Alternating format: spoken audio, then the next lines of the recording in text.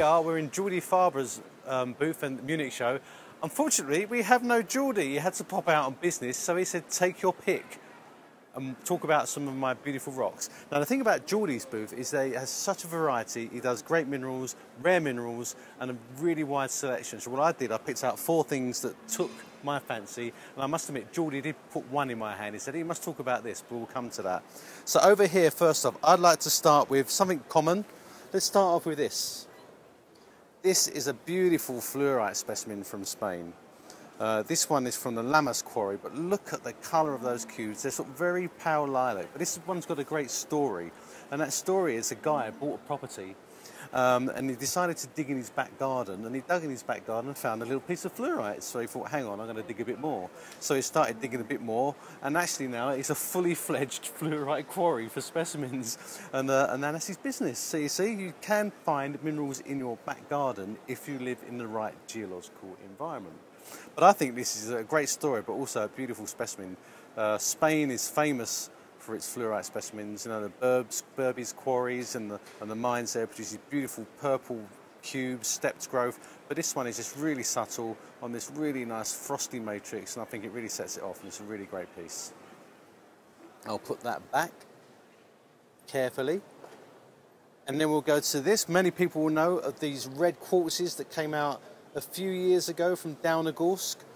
I personally really like these, and they're a slight enigma. You see, they're really long, slender prisms, tapering with colourless ends. And no one's really sure what causes the red colour, I believe, because you know, you usually think there might be iron oxide staining, but I think in this case it looks like there could be a colour centre involved, or there could be something like iron and titanium. Of course, that is the cause of colour in amethyst, so similar things might be happening for the cause of these. But what is unique is their form. They came out, I think, about 10, 20 years ago, and they sort of all disappeared. So it's a one-off find that's really become a mineral classic.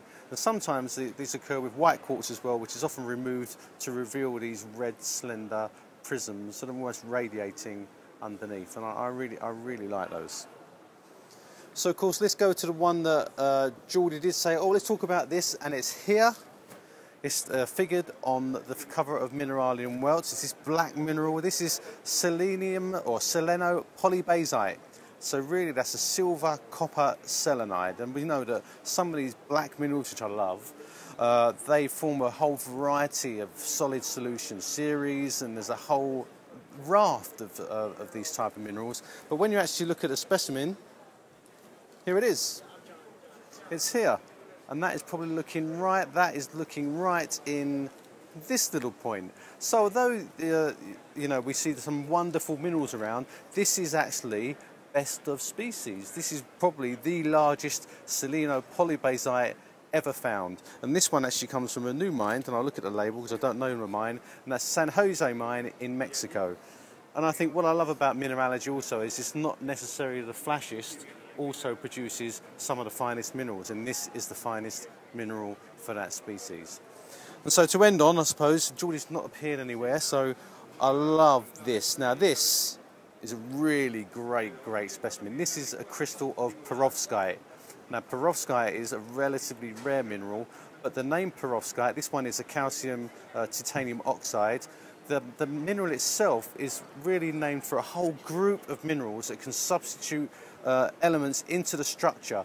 The perovskite structure is very important because as we go deeper into the earth, the pressure changes, and lots of minerals like spinels change into a perovskite type structure because of that pressure. So really it's one of the most commonest structures in the earth.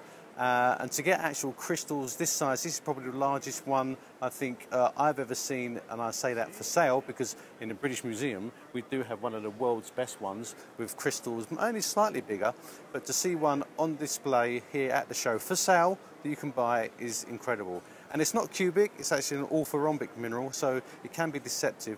What I love about this is these really nice patterning, growth patterns on the surface. It has this really sort of oily luster to it, and it is really rare. And the actual structure itself is used a lot for material science. So by looking at the natural analogues of perovskite. We can actually make the perovskite structure in the lab, and from that we can do like tools and lasers and semiconductors and electronics. So, you know, discovering minerals is a really great way of analysing them and making these analogues from them in the lab that we can use to further things like material science. So, great specimen. I think that's one of the rarest things I've seen.